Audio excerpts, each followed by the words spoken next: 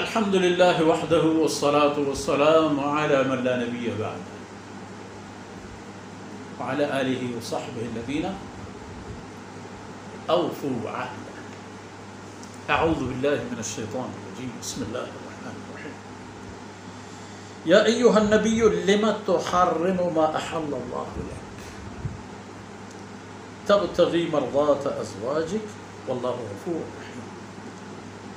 قد فرض الله لكم تحلة أيمانكم والله مولاكم وهو العليم الحكيم.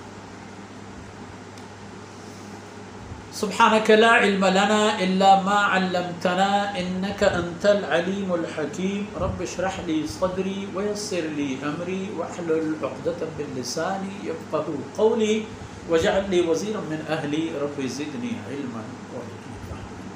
ثم سورۃ التحریم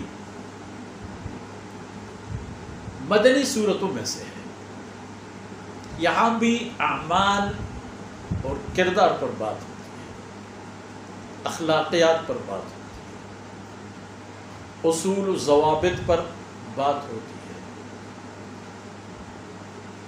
اور انسانی کمزوریوں کی نشاندہی ہوتی ہے.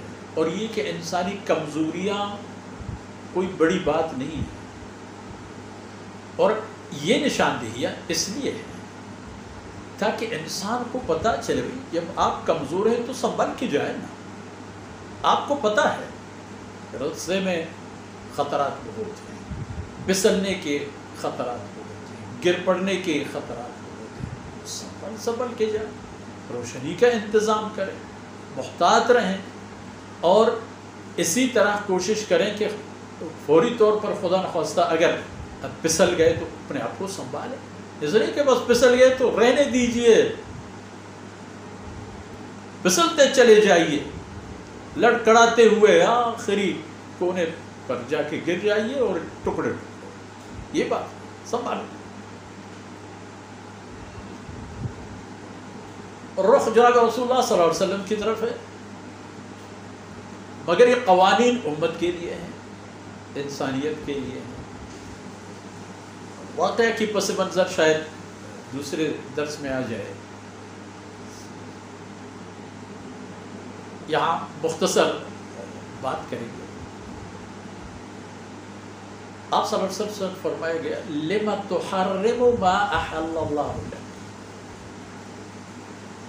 یہ کس نے آپ کو حق دیا ہے کہ اللہ رب العزت کے حلال فرمودہ کوئی چیز کو آپ اپنے اوپر حرام کریں؟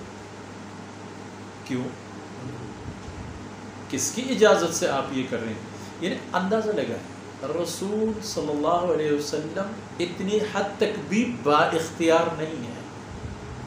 پھر ہم کو ہمارے پاس یہ عقائد کہاں سے آ جائیں کہ وہ تو علم غیب اور وہ بھی متصرف اور وہ بھی سنبھالنے والا. دیگر آیتوں میں بھی اس کی نشاندہی ہے لا املک لنفسی ضرا ولا نفعا. میں تو اپنی ذات کے لیے بھی نہ کسی ضرر کا مالک ہوں نہ کسی نفع، نہ کوئی ضرر اپنے آپ سے دفع کر سکتا ہوں اور نہ اپنے لیے کوئی مفاد جلب کر سکتا ہوں اور کھینچ سکتا ہوں. یہ حد تک ہے. لِمَ تُحَرِّمُ مَا أَحَلَّ اللَّهُ لَكَ. جو چیز اللہ نے آپ کے لیے حلال کی ہے آپ کون ہوتے ہیں اس کو حرام کرنے والے؟ تو کیا تبتغی مرضات ازواجک، آپ کو اپنی زوجات طیبات کی مرضی چاہیے یا اللہ کی مرضی؟ چلو جو کچھ ہوا بس نشاندہی ہو گئی نا، بس واللہ غفور رحیم. یہ بات اس سے بڑھ کر نہیں، یہ بات اس سے بڑھ کر نہیں. اللہ بے حساب اور بے اندازہ بخشنے والا، بے حساب مہربان. اس نے تو ختم کر دیا. ویسے پہلے بھی آپ سے فرمایا جا چکا ہے سورہ فتح جو حدیبیہ کے موقع پر لیغفر لک اللہ ما تقدم من ذنبک وما تأخر. یہ گناہ بھی نہیں، بس اس کو اللہ کے رسول کی شان کے مطابق لغزش کا درجہ دیا جا سکتا ہے. رسول کی شان بمقابل اللہ رب العزت کی ذات. اس نہیں کہ ہمیں سے ہر ایک نعوذ باللہ یہ کہہ دے کر رسول سے غلطی نعوذ باللہ ہو گئی فلاں ہو گیا. جو بات اللہ کو پسند نہیں تھی اللہ رب العزت نے ان کی اصلاح کرا دی. ہاں ایسی باتیں جب سامنے آ جائیں کہ مسلمان کوئی حلال چیز کو اپنے اوپر حرام کریں تو یہ غلط ہے، نہ توڑ دیں اپنے یہ بھی اپنے اوپر ایک قسم کی ایک سوگن ہے، ایک قسم ہے. قد فرض اللہ لکم تحلۃ ایمان. اللہ رب العزت نے تم پر یہ فرض فرما دیا ہے کہ اپنے قسموں سے اپنے آپ کو حلال کرو.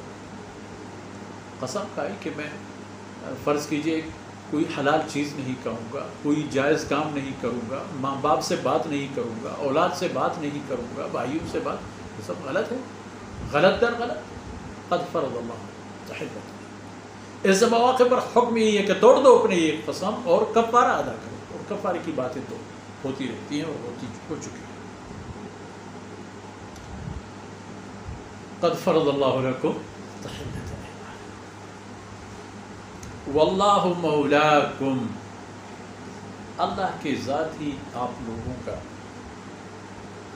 طاقت ہے، آپ کے کام آسان کرنے والا ہے، کارساز ہے، طاقت ہے تمہاری. وَهُوَ الْعَلِيمُ الْحَكِيمُ.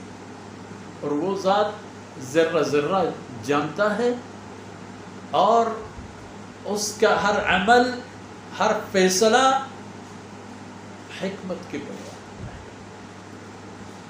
جو کچھ آپ نے کیا اور اس معاملے سے متعلق آپ کے شریکان حیات نے کیا، سب اللہ کے علم ہے. اور اس مسئلے کو اللہ رب العزت نے ظاہر کیوں کیا اور اس کی توڑ کیوں اللہ رب العزت نے ضروری قرار دی آپ کے لیے، اللہ کی حکمت کا یہ تقاضا ہے. تو اس لیے آپ یہ دیکھ لیں اور امت کو بھی یہی بات دیکھنا ہے. امت کا رسہ رسول سے ہٹ کر نہیں جاتا، رسول کے پیچھے پیچھے جانا ہوتا ہے. رسول کی اتباع یہی ہے. ہر معاملہ حلال چیزوں کو اپنے اوپر حرام مت کرو. اور کوئی قسم اگر اٹھائے، آج قسم تو گناہ ہے، مجھے اللہ کی قسم میں فلانی کو ماروں گا، یہ تو بہت بڑا گناہ ہے. مارو گے تو جہنم جاؤ. اس کے بجائے ختم کرو اپنا یہ قسم، کفارہ دے دو اور جان چھڑاؤ، توبہ کرو. قسم سے بھی اسی طرح کی قسم اٹھانے سے اور اس عمل سے.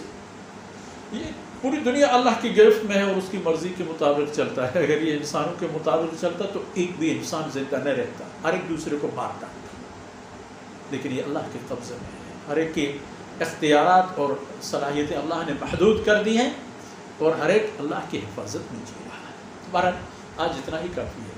یہ باتیں مزید وضاحت کے ساتھ اگلے نشست میں اللہ رب العزت کوتاہیوں سے درگزر فرمائے اور یہ لمحات میرے اور آپ کی دنیا و دین کے بلا اور خیر کے کام آ جائیں. صلی اللہ علی نبینا محمد وعلی آلہ وصحبہ اجمعین.